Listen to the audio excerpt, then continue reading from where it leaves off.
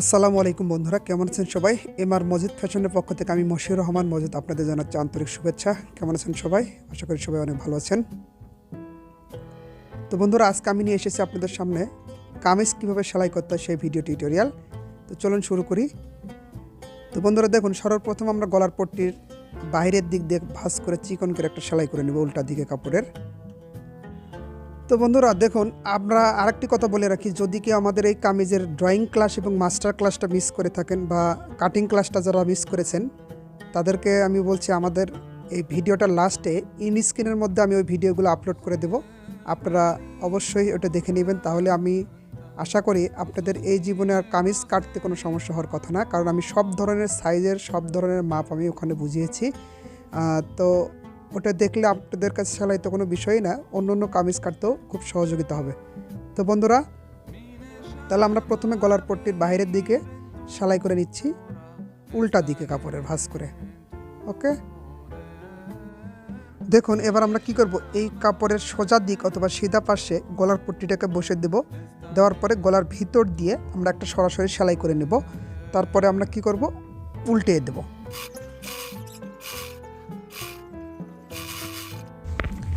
এবার দেখুন কি করব, আমরা এই গলার কাপড়টার মাঝখান দিয়ে মাঝে মাঝে একটু করে কাপড়ের মাথাগুলো কেটে দিব, যাতে কোনোভাবেই উল্টানোর সময় অসুবিধা না হয় অথবা কুঁচকে না যায়। এভাবে মাঝে মাঝে একটু করে কাপড়ের মাথা কেটে দিবেন, সেলাই যেন না কাটে। ওকে, এবার দেখুন আমরা এই গলার কাপড়ের পট্টির দিকে কাপড়টাকে বিছিয়ে দিলাম উল্টা দিক থেকে। দেওয়ার পরে এই পট্টির উপর দিয়ে একটু সমান করে নিলাম, নিয়ে এই পট্টির উপর দিয়ে যেন সেলাই যায় সেটা খেয়াল রাখতে হবে। পট্টির উপর দিয়ে সেলাই গেলে কী হবে, আমরা যখন সোজা দিক থেকে উল্টা দিকে পার করে দেবো পুরোপুরি পট্টির কাপড়টা, তখন কিন্তু আর দেখা যাবে না সেলাইটা, চাপ সেলাইটা। এটা অন্যরকমভাবে দেওয়া যাবে, সেটা দেখা যাবে।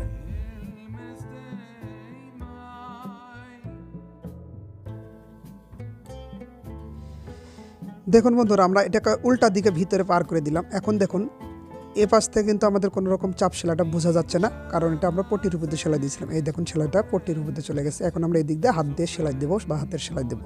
ওকে, দেখুন একইভাবে আমরা আরেক পাটের গলার পট্টি এভাবে লাগিয়ে নিলাম বা লাগিয়ে নেব। আপনারা একইভাবে লাগিয়ে নেবেন। তারপরে কী করবো, দেখুন আমাদের লাগানো হয়ে গেছে। বন্ধুরা, আমরা একটা পার্ট সুন্দরভাবে কমপ্লিট করেছি, বাকিটা আপনারা অবশ্যই নিজেরা করে নেবেন, কারণ ভিডিওটা অনেক বড় লং হয়ে যাবে, সবাই বিরক্ত হতে পারেন, এই জন্য আমরা একটি পার্ট কমপ্লিটলি বুঝেছি।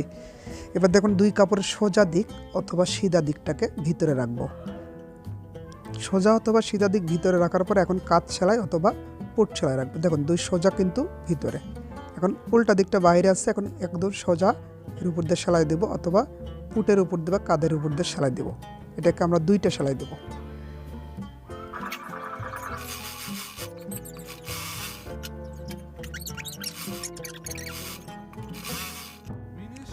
এখন দেখুন বন্ধুরা, আমরা বুকের অথবা ছাতির মাপ দিয়ে কিন্তু চিহ্ন আগেই করে রেখেছিলাম। তারপর আমি আপনাদের একটু দেখাচ্ছি। আমাদের ছাতির মাপ ছিল 36 অর্ধেক 18।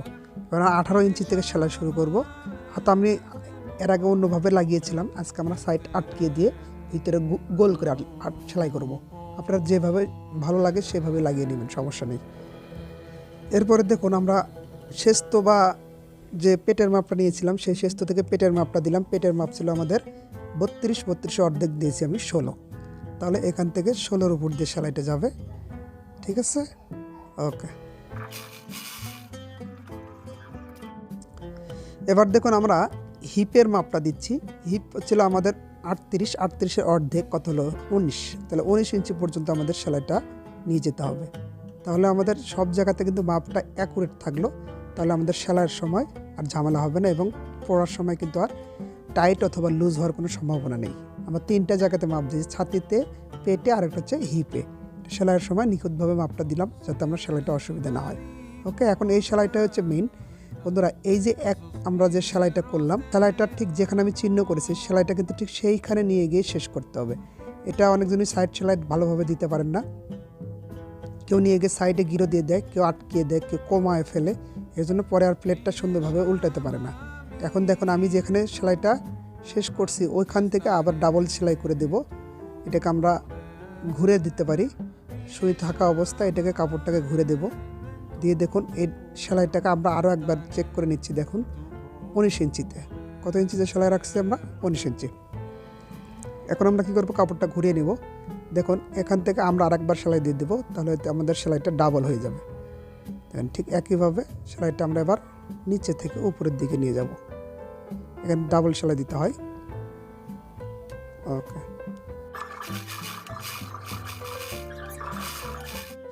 বন্ধুরা একইভাবে আমরা অপর পাশেও কিন্তু সাইড সেলাইটা করে নেব একই মাপে।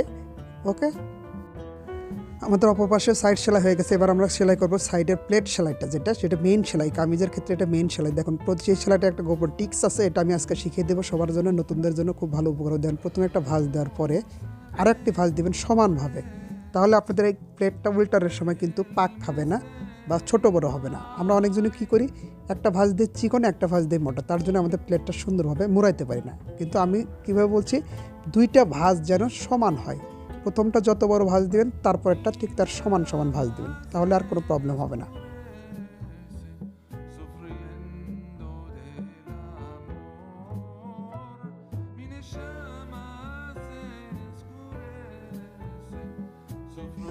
দেখুন বন্ধুরা, এই কাটা যেখানে ছিল বা ফাড়াটার যে সেলাই, এই জায়গাতে এসে আমাদের কি করতে হবে, একটু সাবধানে আস্তে ধীরে সেলাইটা করতে হবে।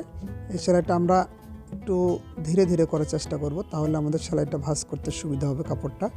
দেখুন এখন আমরা একইভাবে সেলাইটা করছি, করার পরে এখানে একটু কী করতে হবে, দেখুন সামান্য উপরের দিকে সেলাই করার পরে একটু ঘুরিয়ে নেব কাপড়টা। সুইটা কিন্তু কাপড়ের ভিতরে ঢুকানো থাকবে। কাপড়টা একটু ঘুরিয়ে নিলাম। দেখুন ঘুরিয়ে নেওয়ার পরে সেলাইটা কিন্তু স্ট্রেট সোজা করতে হবে। ঠিক একইভাবে আগের মতো করে ওই পাশের কাপড়টাও দেখেন ভাঁজ করে দিচ্ছি। দুইটা ভাঁজ কিন্তু অবশ্যই সমান সমান হবে। দেখেন প্রথম ভাঁজটা যতটুকু দিলাম, তারপরে ভাঁজটা ততটুকুই দিলাম। দেখুন এখন কাপড়টা বিছিয়ে দিলাম এইভাবে সমান করে দেওয়ার পরে এদিক দিয়ে সোজা একটা সেলাই করব। দেখুন এখন সুন্দর করে ফিটটা বসিয়ে দিলাম, দেওয়ার পরে সোজা সেলাই যাবেন। এই সেলাইটা কিন্তু বাঁকা অথবা গোল করা যাবে না, সোজা হবে, চার কোণার মতো হবে সেলাইটা। এখন এটা ঘুরিয়ে নিলাম।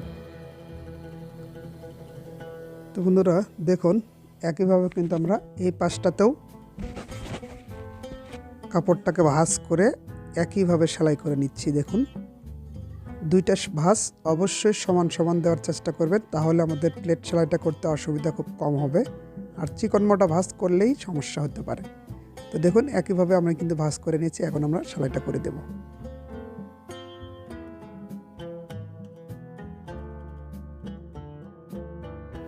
বন্ধুরা এখন এখানে একটা গুরুত্বপূর্ণ কথা বলবো আমি। দেখুন যাদের কামিজের নিচে কোনা বের হয়ে যায়, তারা এখন এই জিনিসটা খেয়াল করুন।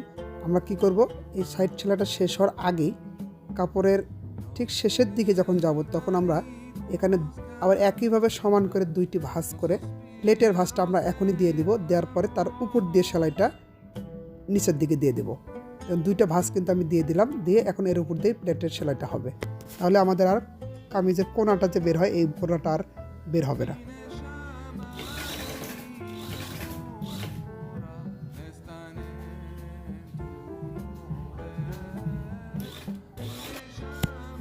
এখন দেখুন কাপড়টাকে আমরা ঘুরিয়ে নিচ্ছি।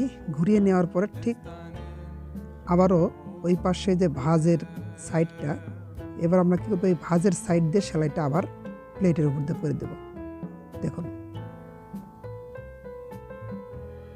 এখন আমাদের এই যে সাইডটা দিয়ে সেলাইটা করে নেব।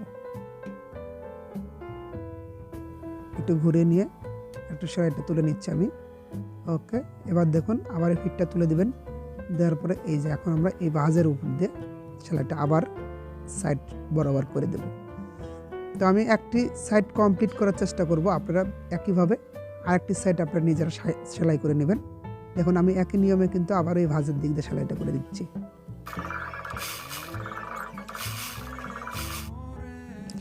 এখন দেখুন এইখানে যে সেলাইটা, এই কাটার থেকে কিন্তু সামান্য একটু উপর দিয়ে উঠবো। ওঠার পরে এর আগের বার যেরকম আমরা সেলাইটাকে সোজা করেছিলাম, ঠিক একইভাবে আমরা সেলাইটাকে কিন্তু সোজা করব, করে আবার ওই পাশে নিয়ে যাব সেলাইটা।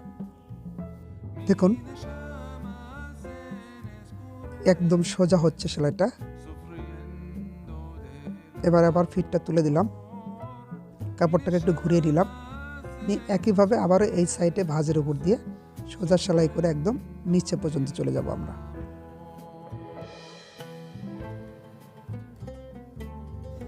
দেখুন শেষের দিকে আসে বন্ধুরা, আবার আগের নিয়মেই কিন্তু আমরা প্লেটের ভাঁজটা দিয়ে নেব, দিয়ে তারপরে সেলাইটা নিচের দিকে নামিয়ে দেব। একইভাবে দেখুন এই যে দুটি ভাঁজ করে নিলাম, করে নেওয়ার পরে এখন এর উপর দিয়ে কিন্তু সেলাইটা একদম শেষ বরাবর চলে যাবে।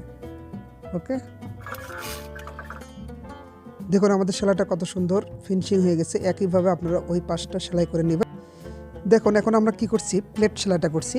একইভাবে বলছি আগের মতোই, দুইটা ভাঁজ সমান সমান করে দিয়ে এখন সোজা একটা বরাবর সেলাই।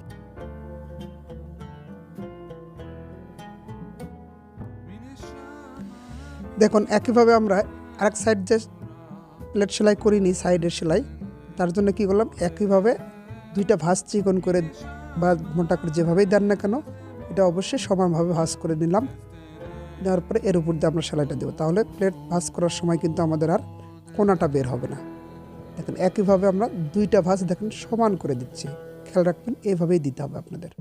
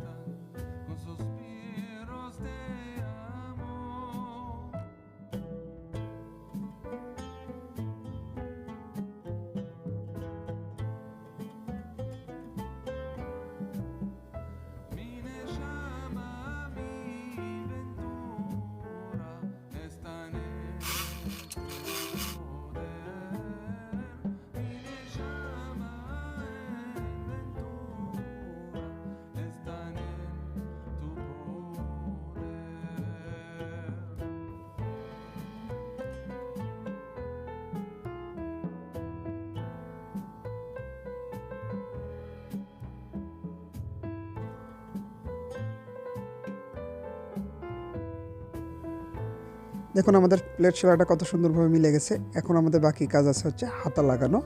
এবার আমরা হাতার সেলাইটা করব। আর হাতা আমরা যেহেতু সাইড থেকে বের করেছিলাম, তাই জন্য হাতার উপর দিয়ে একটা সেলাই পড়বে বা জোড়া পড়বে, এখান দিয়েও আমরা দুইটা সেলাই দেব।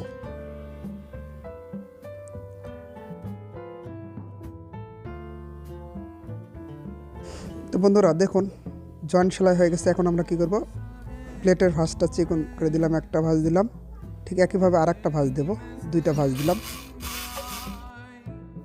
বন্ধুরা এবার পোশাকের মহড়া বসে দেবো আমরা হাতার উপরে দিয়ে, যে চিহ্নটা করে রাখা আছে এটা সেলাইয়ের চিহ্ন, এই চিহ্ন বরাবর আমরা চিহ্ন করে রাখলাম চক দিয়ে, এটা হচ্ছে আমাদের সেলাই হবে। আর এই পাশে আমরা মুহুরির মাপ দেবো, মুহুরির মাপ দিয়ে, মুহুর মাপ ছিল 9, 9 অর্ধেক 4.5 দিয়ে এবার বাকিটুকু আমরা সেলাই করে দেবো।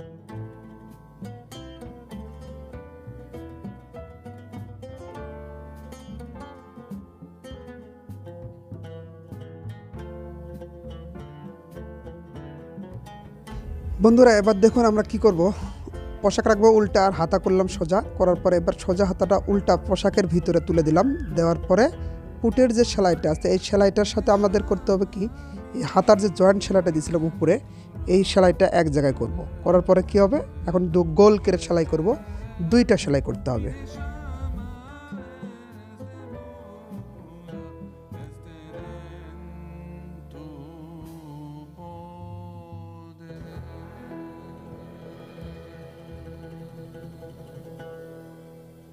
দেখুন হাতাটাকে আমরা এখন সোজা করে নিচ্ছি, আমাদের হাতা লাগানো কিন্তু হয়ে গেছে। একইভাবে আপনারা দুইটি হাতা লাগিয়ে নেবেন। দেখুন কত সুন্দরভাবে মিলে গেছে।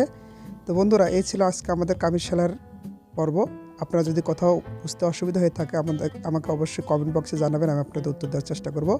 আর আমার ভিডিওটা যদি আপনাদের ভালো লেগে থাকে অবশ্যই একটি লাইক দিবেন, বন্ধুদের সাথে বেশি বেশি শেয়ার করুন এবং আমার চ্যানেলটা যারা সাবস্ক্রাইব করেছেন তাদেরকে অসংখ্য ধন্যবাদ। আর এখনও যারা সাবস্ক্রাইব করেন না অবশ্যই সাবস্ক্রাইব করে আমাদের পাশে থাকুন নিত্য নতুন ভিডিও পাওয়ার জন্য।